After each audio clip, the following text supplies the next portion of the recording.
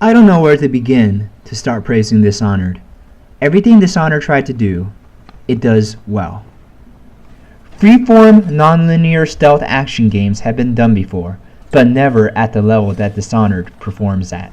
The highs of Dishonored will leave you with eyes wide and mouth open, hungry for more of the exhilarating moments waiting around every corner. The land is ravaged by a rat plague, and the government is at wit's end in discovering a resolution. You are Corvo Otano, previously Lord Protector of Empress Jessamine, until she is brutally murdered and you are framed for the crime. Those loyal to the late Empress help you break out of jail. You are granted magic powers by a mysterious entity known only as the Outsider. From here, you embark on a quest for revenge on those who have wronged you. The game takes place in an alternate historical universe where oil harvested from gargantuan whales powers technology. The city of Dunwall is inspired by Victorian-era England and looks absolutely stunning. At the microscale level, the visuals may not be on par with other 2012 offerings, but I challenge you to recommend a game that looks this gorgeous as a whole. The art direction is superb, and the overall ambiance adds to the dark mood and the tone of the game. Half-Life 2's City 17 art director provided guidance on Dunwall's design, so you know the game has a strong backing.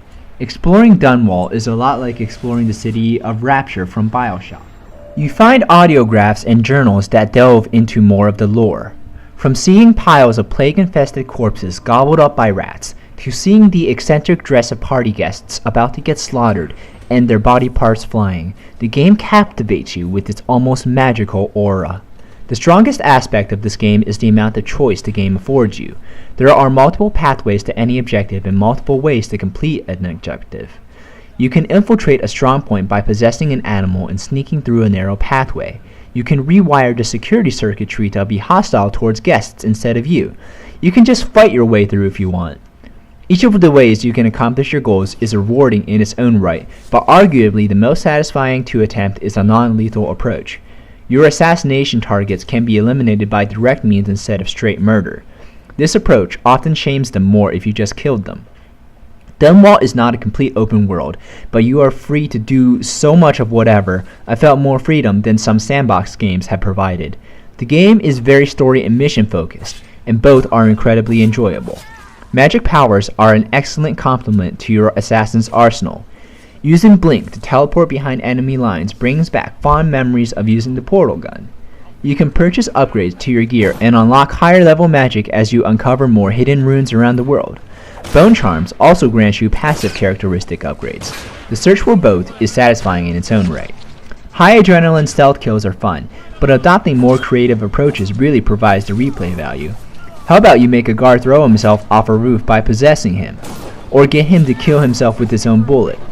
Maybe you want to play the role of terrorist and purposely cause a ruckus to incite the inhabitants of a dwelling and eliminate them one by one. The things you can do are nearly endless. However, the game does have minor annoyances. Control could be a little more precise. I've often ended up blocking an enemy in the back instead of choking him out.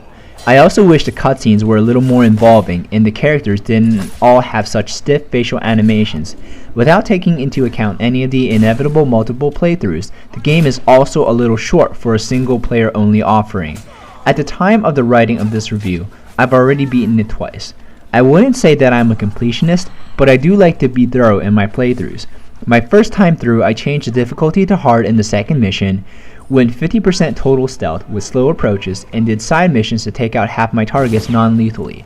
I still finished a hair under the 10-hour mark. I imagined that if I didn't go for a thorough playthrough, I could have finished in 5 hours. The final minor annoyance is that your character feels almost too powerful. Not that the game is too easy. Most people should start on hard.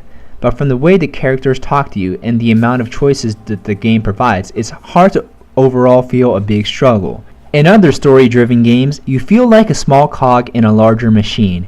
In Dishonored, you are the machine. It's hard to exert self-control and feel like total stealth is a good option because there are such few drawbacks other than an alternative ending to doing the much faster method, killing your way through everything.